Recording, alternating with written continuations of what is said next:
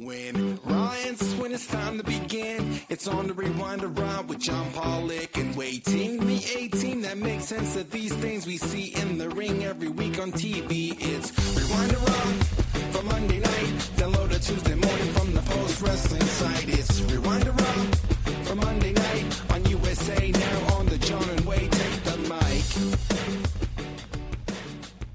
Here we are, about to chat Raw. From OKC. OKC. OKC. That's a cool abbreviation. OTC and OKC tonight. Oh. They missed out on a t-shirt opportunity. I was going to say, are we sure about that? Are you sure that that wasn't a thing? I did not get to, I did not scan the merchandise, but if they screwed up on that lack of a shirt on this night, well. We make mistakes in business every day. You're forgiven, Nick. You're forgiven. Speaking of t-shirts, your very, very last chance. Chop-tees.com/postwrestling. The store closes today, November the 25th. Well, today for most of you listening. So your very last chance at picking something up, because we have no idea if we'll even have a merch store left. Make it a November to remember. Grab your final existing post-wrestling merchandise. chop-tees.com/postwrestling, as Dickie Bird will be horseback riding into the sunset with Chop Tees, the great Chop Tees. Mm-hmm. Also want to make mention that we did do our Full Gear review on Saturday evening. You can still go back and catch that show free here on the YouTube channel, and special access for all members of the Post Wrestling Cafe today. It is the history of the Survivor Series, beginning in 1987, all the way up until last year in Vancouver, British Columbia. All years covered. A lot of yours truly talking into this microphone, and all patrons now have access to this monster of a show, as we have provided that for everybody in both audio and video. The great Wei Ting making this a respectable video presentation that we could put together. After I put in like 5 minutes of work into this. You put in 3 hours plus over multiple days to record your complete retrospective, talking off the top of your head, as you do tremendously for all the other ones, about every single Survivor Series. So I'm just gonna fast forward to like 1997 to just hear what you have to say about that. You'll be very disappointed. Okay, I spent about 30 seconds on the screw job. Okay, I was not spending any time. I will warn everyone in advance. You're not gonna get the when you and I literally did a documentary on that topic. That I was done. I was done with that topic 15 years ago, and I'm still done all these years later.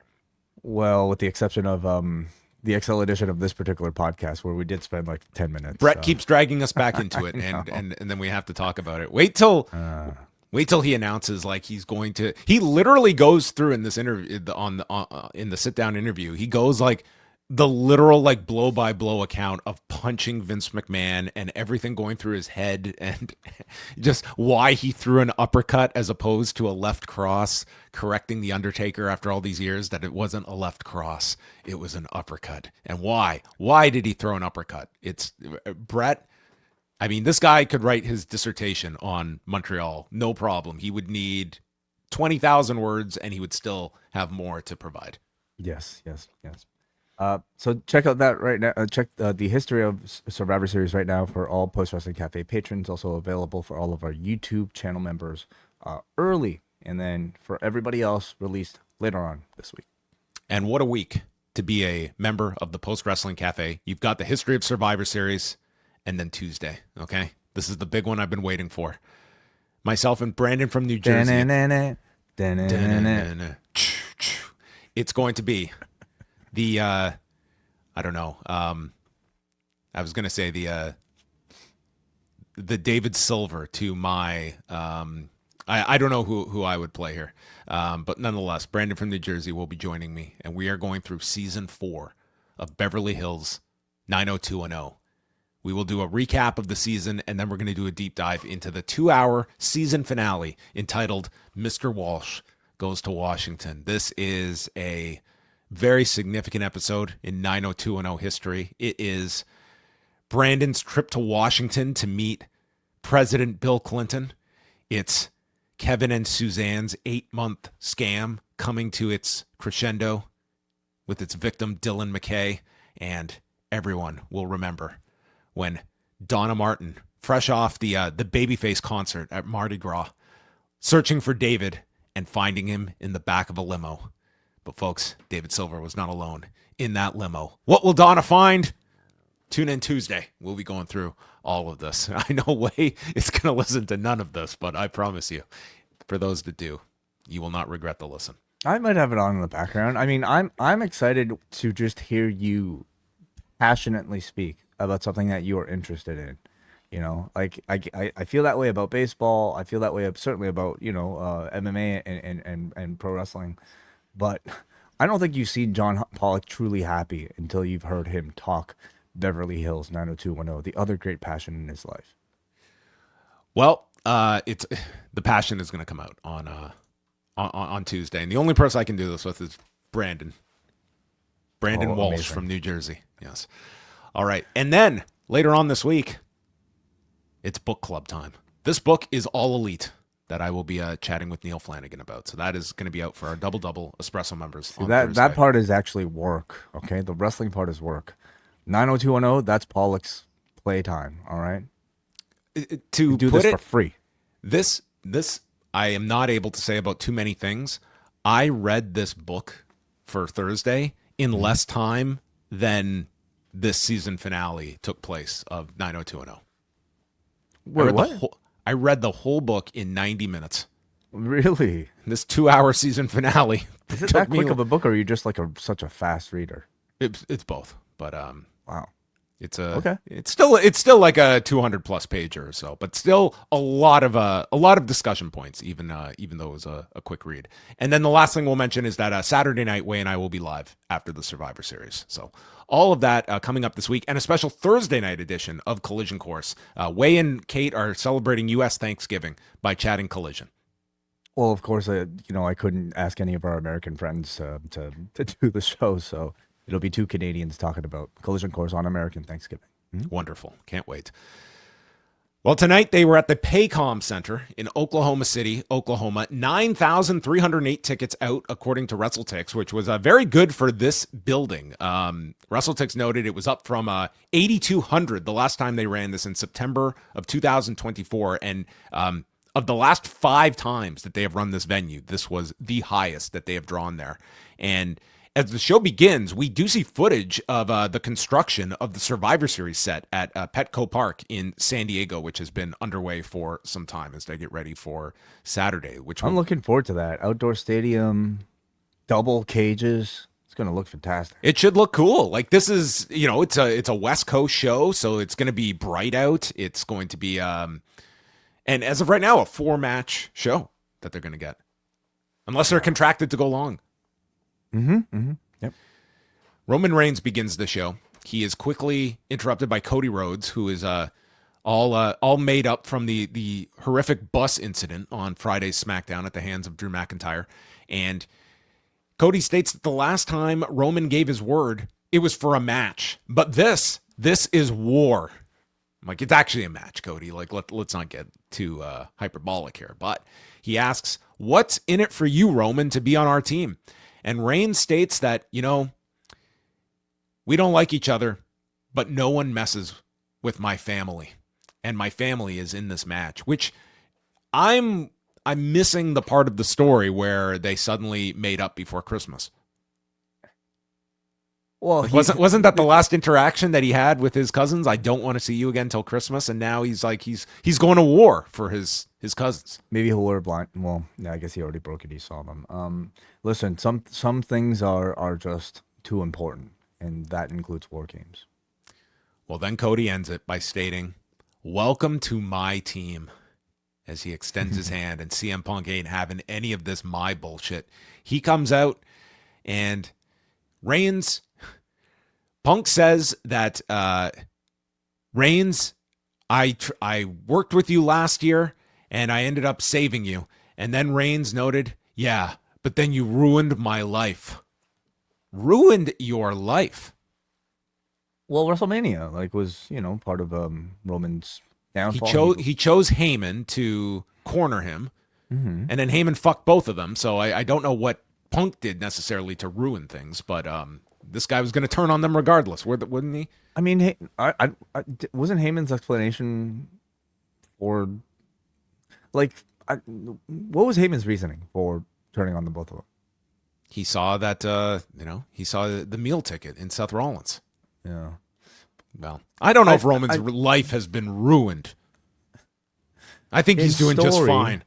In story, I mean, he lost his wise man, lost his family, lost Azula Fala. So yeah, his life was ruined. Okay. I don't know. It's I think he's doing just fine. So Cody explains it's Punk that tells Cody that this isn't your team. This isn't the USA Network. This is Monday, and it's Netflix. This is my show. It's like, oh yeah, right. We have separate shows for this kind of thing, but they're all getting together for WarGames. Reigns explains he hates Heyman and the Vision, and he hates them more than he hates Punk, and that the title would look better on his shoulder. And Punk is like, were you talking to me or Cody? And Reigns just smiles as he exits. What depth here. This was he's talking about both of them. Oh, who was he talking about? But wait, is he on Raw or SmackDown? I mean, Reigns is just like, he's just a jump ball, right? He was never drafted. I think there's an actual answer to that question. I think he's SmackDown still, right? No? He wasn't drafted when they did the last draft, so I assume he just remained undrafted. He's on Team Brock Lesnar, I think. They just go where they please. Well, yeah, you're probably right. I guess maybe. No, who cares? It really doesn't matter. Is the answer? It does matter. If he was on one brand, he wouldn't be allowed to go for. It would answer the question of what title he's talking about, because he couldn't just pick what title. He can go for any championship. What do you mean? There's a brand split. We just had fucking Jordan, JD, and okay. I'm joking. He will get special permission. No, I don't think it'll matter. Yeah.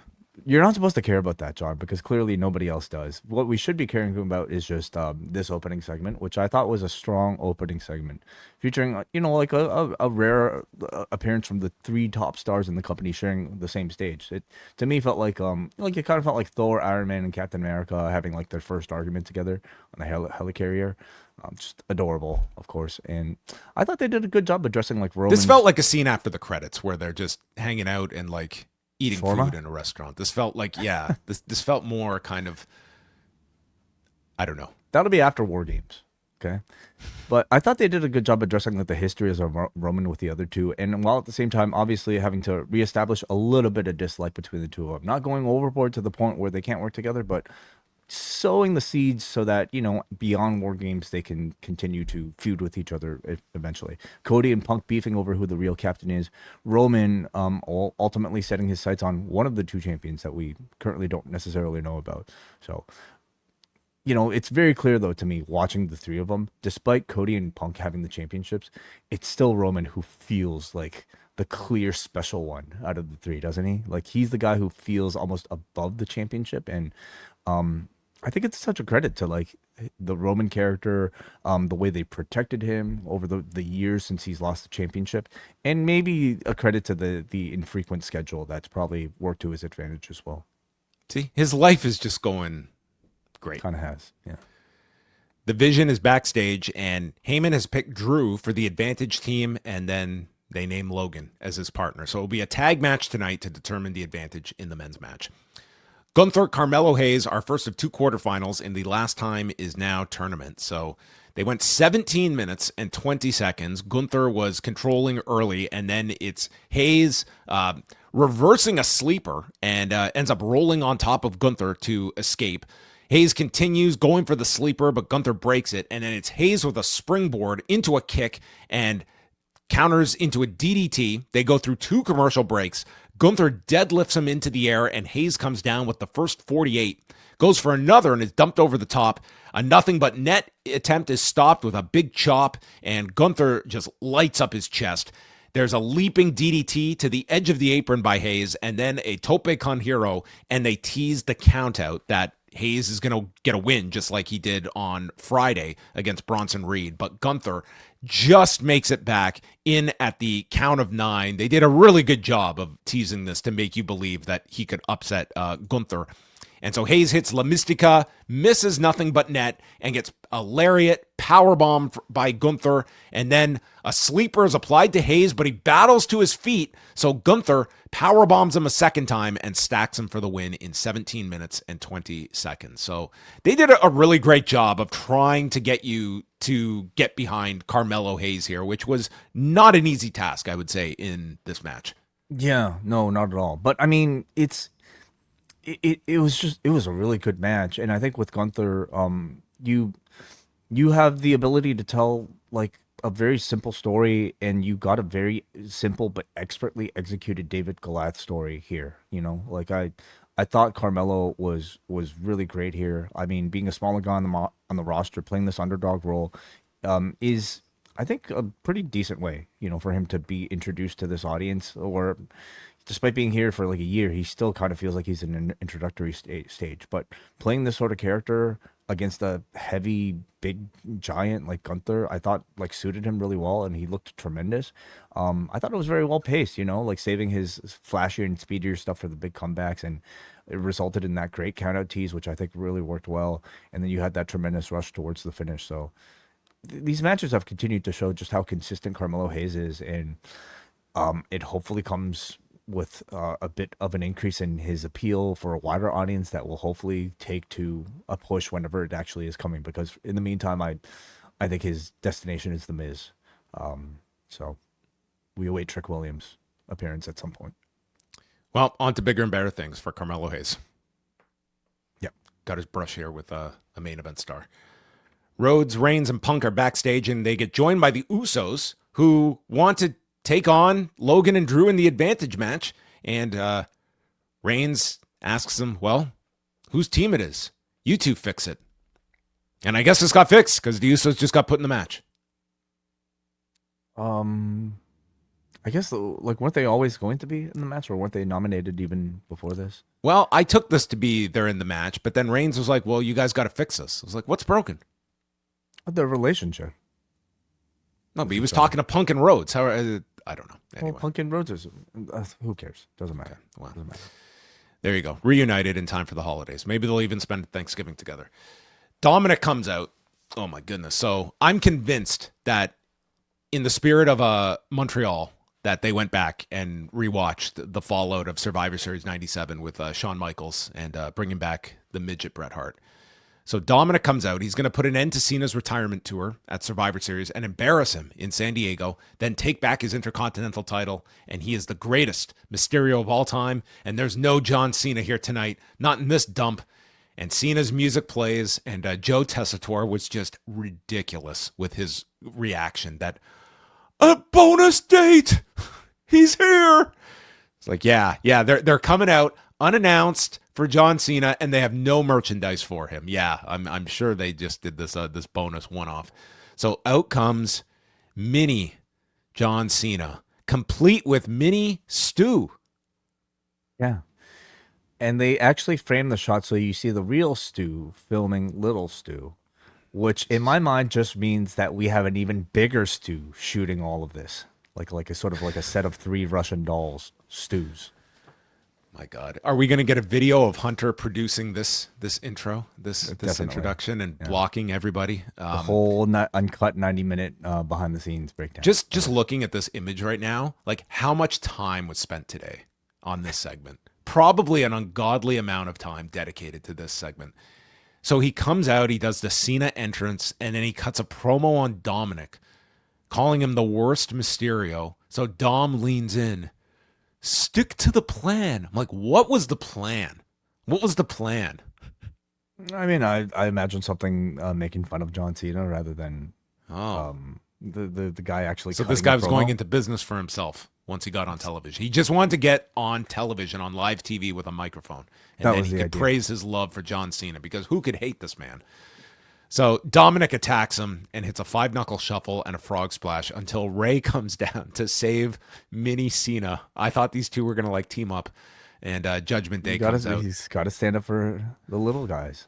Sorry, this was atrociously bad, I thought. Oh, I thought it was perfectly within like the wheelhouse of professional wrestling. Now, I mean, It's been a while since we've got like the midget imposter of the star. Little person, John. Like before. Sorry, are we not allowed to say midget? I don't believe it's supposed to be said. I don't. At least I don't think it's. This is a big debate now. This has been a big debate. But little person has been pushed back as well. So is that right? That's all I'm saying. Okay.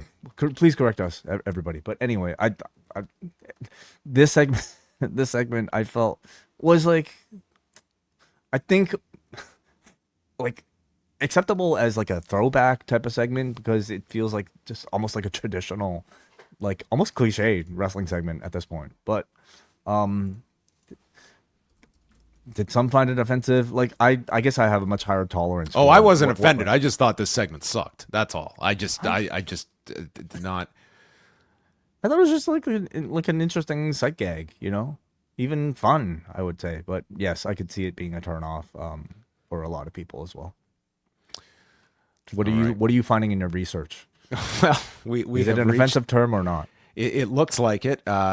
So for decades, the Little People of America has continuously championed the removal of the slur midget from everyday language, advocating for a shift in how we discuss and represent individuals with dwarfism. The slur is not merely outdated, but discriminatory and abusive. Now, there's also a link here to this coming from the guy who was about to tell me the name of what the arm ringing thing. All right. Do you know? There's by the way, everybody, like everyone got it wrong. By the way, everybody got it wrong. Yeah. Yeah. Do you know how many people messaged me after the show? It's like, this is what grabs everybody's attention. Not hey, enjoyed the show. Not hey, thanks a lot. Nothing. It's just the amount of DMs I got about this. There's a specific document that the Little People of America has attached specific to pro wrestling. Public events and private spaces that host midget/micro wrestling events for the purposes of entertainment are promoting objectification and stereotypes of disabled people, specifically people with dwarfism. Disability advocates call on these venues and event hosts to stop booking these events or cancel M-Slur Wrestling Warriors/Micro Wrestling Federation and Big Little Brawler performances. The show promotes discrimination and bias against little people and other disabled persons. So they're against what even the utilization of these like little people being booked. So when it comes to segments like these, I can completely see their point. Yeah. Obviously, when you're talking about like minis, where like for the most part, you know, like where wrestlers like Masquerita Dorada get to actually perform and be celebrated, I feel like they might change their mind. But the majority of instances where you would see a little person in professional wrestling in America would be segments like this, where they're just really the butt of jokes. And this would not be your best B-roll to have out there. But I would say just the actual utilization of micro wrestlers, I don't think that in and of itself is an objectification. Of course not. But well, that's what they're saying here. But percentage-wise, John, if you were to see a little person on American professional wrestling, are they presented in a very positive light? The answer is probably not. The answer is more likely instances like this: Dominic Mysterio stomping it. Well, if everyone ever wants to remember what was the final go-home angle for a PLE involving John Cena, this is the answer. They've had to get pretty creative, I suppose, with these, lack of dates. Is this guy coming out at the Survivor Series to get one up on Dominic? Yeah, sure, why not? He's going to get his moment with John Cena in the ring at the Survivor Series. Mm-hmm. Maybe that's where this is all going. Rey Mysterio and JD McDonough is what this bleeds into, and Mysterio lands his head scissors, sending JD over the top. They had a very good match here. Balor got involved with a cheap shot and then later tripping Rey. They tried several teases of the 619, so when he finally goes for the 619 on the second try, he's caught with a Spanish fly, then leaps onto the back of JD into a code red, and then after the trip, JD runs into Balor. Rey lands the 619, big pop, and then he hits his slingshot splash, which this guy started in WWE like 23 years ago. I have never heard them refer before tonight to the MP. Yeah, no idea what the MP stands for. I'm sure Mexican plancha. They did explain it afterwards. I thought he hit him with the member of parliament, but no, it was the Mexican plancha. Joe Tessitore explained. I was like, they have never named this thing ever. Okay, so he didn't do a slingshot straight into a press when he started, I believe. I think he did more. No, this came was later, standing but on he's the been top doing rope. this for a long time. This is not a new move that has come out of the last year or two. Well, maybe he just decided to name it now. Maybe Tessitore got with him and he's like, you know what? I got a great suggestion for that move. The MP. The MP. Mm-hmm. Raquel complains to Adam Pearce about Nikki Bella getting a title shot. I was like, well, she's a bigger star at this point, and she's getting the push for Survivor Series. So Raquel's going to get a title match eventually. It's like, just wait your turn. Everyone will get one. Then this new act walked in. I wasn't familiar with this group. I believe they are called like something like the new day. I think The New Day. Yeah. With Grayson Waller. They state that Adam Pearce has ruined everything, and to give comfort to Raquel Rodriguez, worried about getting a title shot. This very next segment just showed how easy it is if you just wait, because next week, after we have not seen these guys for weeks, they're getting a tag title shot next week against AJ Styles and Dragon Lee. It's that simple.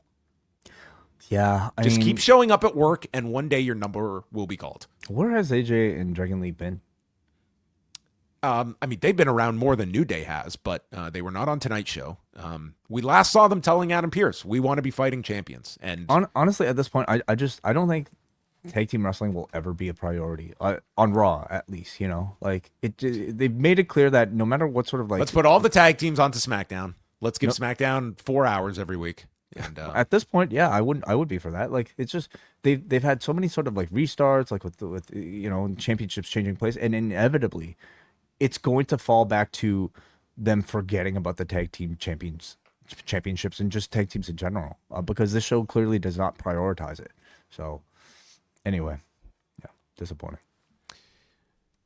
Brock Lesnar is shown arriving at the building, and he would spend 45 minutes doing God knows what backstage. Like, what is this guy doing to kill time before the main event run-in? I would not even want to suggest. Yeah, probably best to just leave it to a question mark. Becky comes out, followed by the rest of her team. Becky and Nia shared a look with one another, and then Becky explains she has the best lawyers in the country, and she is working on the injustice last week and cannot speak about it. The decision will be overturned and heads are going to roll, and that AJ made a big mistake coming back, costing her the title, and now getting into a cage with me. Becky goes over the differences she had, mentioning with Asuka, who she says I beat 90% of the time. Nia, who's the only person who ever broke my face, but I didn't need a mask, like Rotten Rhea, and then refers to Charlatan Flair and Awful Alexa, which prompts the babyface women to come out, led by AJ Lee, who cuts a promo on Becky being insecure, but I don't need to run my mouth to lift myself up. And maybe this Saturday, I'll let the old AJ out at WarGames, and laughs as Becky is going to fall off her pedestal. And a brawl breaks out, which is the only final moment we can have leading into WarGames. Everyone coming to blows. Rhea uses the microphone on Jax, and it ends with Flair and Rhea booting the women out of the ring, and they do dueling suck it chants, and Io hits a moonsault to the floor as Becky backs away in fear. Yeah, but like as you would expect to head to a WarGame, some sort of like big brawl just to showcase what you will see under a double cage on the PLE. I was looking for like a point counterpoint. Yeah, maybe that's a future WarGames where like they'll just talk into a cage to just talk. Yeah. So this was our chance to like see an AJ promo by herself without CM Punk by her side. And not to say like Punk, being next to her made any sort of like significant difference, but I think more so the content of the promo I didn't like as much from AJ this week. It felt like what I'm really afraid of is that they're going to use like her going to therapy as some sort of like new gimmick for her. Like she comes out and just says like, you know, if it wasn't for therapy, I'd be coming out and I'd be attacking you guys right now. And you know what? If you make me really angry, I might just get back into my old AJ form. Like I hate to see that being trivialized into like just like into a quirk rather than just something that I like is normal. So I didn't love that, but I love Becky's promo. Can you imagine Vince McMahon producing this character? Of course I can. Yeah, I would just be like, your finisher is going to be called Coach Time. oh jeez, yeah, of course. Or like she's nuts. She's crazy. Well, that actually was the AJ character, right? She was that's nuts. the name of her book, actually. Yeah. Crazy is my superpower. Yes. Yeah. I don't know. There's something rubs like in 2025, and I realize we just did a whole segment with little people, but like, I just don't want to see it turned into a gimmick. You know what I mean? But I'm loving Becky. Like I still find her tremendously entertaining doing this sort of like rambling, neurotic character. She speaks exactly the way you would expect a person that tweets in all caps to sound. Solo Sikoa and Penta was our next quarterfinal match, and Penta gets thrown over the barricade, and then he returns on the barricade and leaps off with like a Rana and just comes crashing down on the floor on his left shoulder. And you can see instantly that this guy, his shoulder is totally fucked up. He is like trying to adjust it. The referee jumps down and they go to commercial. But because this is on like Netflix, you're staying on the footage here, and Solo like just slowly gets up and he's just killing time in the ring, and they don't know what to do. And we come back and they just wave the match off, and Penta looks furious as he's just trying to like put his shoulder back, like he's like shaking the shoulder. And they just announced the match is off. And so you have never seen a guy in Solo Sikoa that looked so miserable that he had won this match. He's just like, I don't know what the outcome was supposed to be in this match. No, I have seen somebody so angry. LA Knight when he won the match with Seth Rollins. Yeah, I mean, that's what makes these things so interesting. Of course, it's like, I mean, so this felt very obvious to me that it was reality, right? And you know, unless you heard something, John, unless you want to tell me right now if whether or not I remember. Okay. But this also offered us a comparison point to what they were trying to work with Rollins and Knight, and I think it just really clearly paints the steps that they could have done to make that Rollins one feel a bit more realistic. And partially it's due to, well, not going to a finish. Like simply like go to commercial break, come back and call the match off if you want us to believe in it, right? Exactly what they did here, rather than having like Rollins got out a BFT. Like that was in hindsight very ridiculous. Secondly, all the quote unquote selling from Penta was taking place off camera on the outside of the ring rather than like laying in the corner. So like really in hindsight, I thought if they are reattempting to do one of these works again in the future, just do it exactly like what this was, you know? So you will get Gunther and Solo Sikoa next week in the semifinals. Which clearly was like double heel, made no sense to book, right? Yeah, I mean, like that would be your thought that you would do babyface heel. I don't think there's any way that was supposed to be. Well, the thought would be like Penta was not beating this guy clean, you would think. Like at most they would be protecting Solo, which you could always do next week too. But it is a weird kind of setup with Sikoa and Gunther. But again, I don't know what the outcome of this was supposed to be. Like you would think on paper, like Penta advancing would have probably been the route to go here. It's a shame because Gunther Penta would have been amazing, you know, to have in this tournament. And I'm curious to see like how they get out of Solo versus Gunther. Yeah, because like I don't think you want to do such a like gimmicky finish if it's like the concern is I think it'll be gimmicky. I think this finish is probably going to be gimmicky if Penta was going to win. Yeah, I mean you're right. It probably would have been. Pierce meets with Maxine and just explains how everyone is gunning for her. Like she's basically looked upon as a beatable champion. And she says, well, I'm going to call Natalya.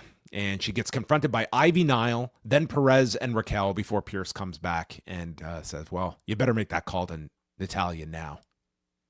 Yeah. Don't you find, John, that Adam Pearce is like oddly protective of Maxine, like more than he is with most other baby faces? Like I almost like I would accuse him of favoritism. Don't start rumors with. Well, I'm accusing him of showing favoritism for one of his talents, which I mean, I guess it's wrestling. You know, it's not that odd, but. So, yeah, very simple setup here for potential opponents here in Ivy Nile, Roxanne Perez, and I feel ultimately Natalya, wouldn't you say? At some point, I think doing the turn would be, a good way to go. At some point, like introduce kind of that natty character in WWE. And, here is, like, I've taught Maxine everything. She's got the championship, and Natalya wants to go for it. And then the video for Stephanie Vaquer promoting the match with Nikki. There was no Nikki on this show, so Vaquer just said that she was told not to trust Nikki, but still became her friend. And then you betrayed me. You're not as smart as you think you are, because if you did, you'd know who you're dealing with. You clearly don't know my history and who you're messing with. I'll see you at Survivor Series. And it's Vaquer. What history is she referring to? I don't know. Maybe Nikki didn't watch Forbidden Door last year. Maybe she was not aware of her CMLL and then history. I'm gonna get a contract from a rival promotion. Yeah, maybe. Or I'll lose to you, I guess. Yes, maybe you aren't aware that I tried out for WWE and they turned me down. Interesting. Okay. The Usos against Logan Paul and Drew McIntyre. Men's advantage at stake. A 17-minute Raw main event is what I'm going to describe this as. Drew beats on Jay for a long period of time. He's calling for the encore as he beats down on Jay. Logan runs, knocking Jimmy off the apron. They continue beating on him. Jay's tossed onto the desk. We come back from break. Jay gets his feet up in the corner, makes the tag to Big Jim, and it's Logan with a blockbuster. Jimmy returns with a spear, hits the Uso splash, and then it's Drew in to make the save. Drew takes out Jay with a Glasgow kiss on the floor, and this is when Braun Breaker and Bronson Reed appear at ringside. So down come Cody and Punk to take care of the Vision and fight them off. Jay hits a dive onto everyone, but Jimmy, in being distracted here by his brother diving, gets rolled up from behind by Logan Paul, and the heels get the win and thus the advantage in 17:01, and that prompts a further brawl as Punk goes after Logan. The heels take over. OTC chant is made, and Roman has heard the sign. He has not left the building yet, and out comes Roman. Superman punches to everybody, and then, as the five babyfaces stand together in the ring, Brock Lesnar finally found the gorilla position, and he comes out. I thought he was literally going to come out and just stand with these guys, and that was going to be his whole night of work. It's like, okay, Brock, we're going to shoot you coming into the arena, and then you're going to walk out to your music. But as he came out with Heyman, in what can only be described as the all-time greatest Brock Lesnar blooper that I can think of. At least that is not involving any disputes. He comes out, he does his big roar to his pyro, and he falls over, like full ass over tea kettle. If this guy had been Titus O'Neil, this would have been replayed to death at another time. This will probably be edited out of the Netflix replay by tomorrow, I would think, given their propensity for this guy looking like a fool. He looked like a total idiot. And then he gets up, and the grin on his face is like, yeah, I meant to do that. He did like a total like fucking backward roll coming down here. He just tried to make it like yeah, I'm just doing like a warm up here before I walk down the aisle. I wanted to replay and just watch the mechanics of what the hell happened here. How did he even do this? I really feel like we're entering a new phase of Brock Lesnar at this point. It started with the pant rip, if you remember, John, where he tried to play it off just as much. And now this. Look at this guy. And this is a guy who makes like 5 appearances a year. And 2 of the 5 has already resulted in some of the most hilarious bloopers. Maybe jeans and cowboy boots should start his thing, or maybe the man's just losing some coordination at his age. I think this should be his gimmick, quite frankly, John. At this point, he should. This just was be like a guy who glitch falls. in the latest 2K game. Yeah. He should be like Kurt Hennig when Kurt Hennig returned, like in like '02, and they made him like Mr. Imperfect, where he would like try to do perfect things and then he'd screw up. Anyway, that's how I would book him. Okay, for all the money that they're paying him, yeah, turn him into a funny man. Look at that was it. Look at Heyman, just like staring. Look at this fucking guy. And then they had a brawl. I didn't care about the brawl. I only cared about like going back to watch this. And that's how the show ended, going into WarGames on Saturday. These are some Has this show incredible- broken us? These It's are broken some- me. No, like the still images are just some of the great results of That's this show. the best one. That's the best one. That's not a man that's fucking with everybody. That's a man who has lost his battle with gravity in midair. And Heyman knows, oh shit, he's not getting back up here. Look at that. That's 300 pounds coming down hard. Oh boy. He's like, I'm just gonna roll with it. No, honestly, like they'll probably try to protect him still beyond this, but like I think shit like this, pants ripping, if he has one more of these embarrassing moments, it'll have a real like effect on the perception of Brock Lesnar as this like unbeatable monster, don't you think? Yeah, I mean, maybe John is second guessing that WrestlePalooza booking after seeing this guy. Yeah. Anyway, the build to WarGames this year I think has been okay, but I wouldn't necessarily say it's felt hot, in the way maybe like some prior WarGames have. But it's certainly star-studded. I think the lineups look really good. They do feel like they're like, all. I think you're going to get two really, really strong matches out of them. I mean, yeah. I'm looking forward to this show on Saturday. Yeah, I think like I would say both of them, like they're heavily reliant on it's all the big names and there are stories. That's not to say like there's no story here. There's a deal with Becky and AJ, and they've tried to go into the history of the women and the men. Like the men, there's quite a bit that you can lean on here. So this is not just like we're just throwing names in together. But ultimately, I think you are going to get two really excellent matches out of it. But I would say like the level of build, I have a similar opinion as you do. I think the lineups look strong, but I don't know if the story is necessarily hitting for me. Like for me, the hottest story heading into either of the WarGames has been Kabuki Warriors versus Rhea Ripley and Io Sky, and even that kind of feels... that's really taken a back seat since like WarGames has formed. Like they are kind of like that whole story has just like they're not getting any of their segments backstage anymore, and they've sort of just like Asuka was just kind of a punchline for Becky in the promo, and to me it was like, man, Asuka's been like this evil character, and she was just like a comedy line for Becky in the promo, and I did not think that fit like that. You could have done that with Kyrie, but with Asuka, I feel like I wouldn't have been making her the butt of the joke there for Becky, where everything was about the Becky promo, and Asuka kind of just stood there. So I mean, I like the lineups. I'm looking forward to the matches. But it does not feel like to me a WarGames that justifies itself based off of story rather than just, hey, it's the calendar. It's this spot on the calendar. We're supposed to have a WarGames. Let's find 5 people to be on a team. It's kind of how this one feels to me. Yeah, you don't have. It's not like there's anything really at stake in these matches either, beyond it just being, in theory, some kind of blow off, and it is going to be interesting as well of like how much blood they go into in these matches. Like, did we get bloodbaths? So did we last year? I'm pretty sure we had blood. We had blood? In WarGames last year. Okay. I don't think you'll get a blood. What I remember most is the Hell in a Cell last year, where that was a big one with Punk and Drew.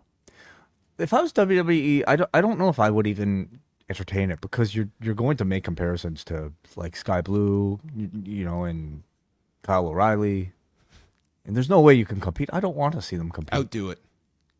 Go for an artery. Sure. All right. That was Raw going into Survivor Series. So we will be returning on Wednesday. I've got Pollock and Thurston with Brandon at 1 Eastern Wednesday, and then Way and I back at our normal start time for Dynamite, a 2-hour Dynamite. I'm all for it. So we will be live on Wednesday evening and then heading into the weekend. PostWrestlingCafe.com right now, where you can listen to John Pollock's entire history, talking about the Survivor Series, and later on this week, just my entire history. your entire history of your life, with a history bit of of John Survivor Pollock Series coming up thrown in. the- I would some listen to the hell out of that. But tomorrow, you, Brendan from New Jersey, talking about 90210, Can't wait. It's going to be which will reflect your personal history in some way. I'm sure your life mirrored very much the events of season 4. You know, there was a alternate universe where I ended up leaving Minneapolis and going to West Beverly and having to acclimate to what was a brand new world full of Rodeo Drive and people that sounded fake. Of course, yes. All right. Thank you, everybody. Continue on this podcast if you're listening to in the Post Wrestling Cafe for the XL edition. We'll talk to you freeloaders later. Get out of here.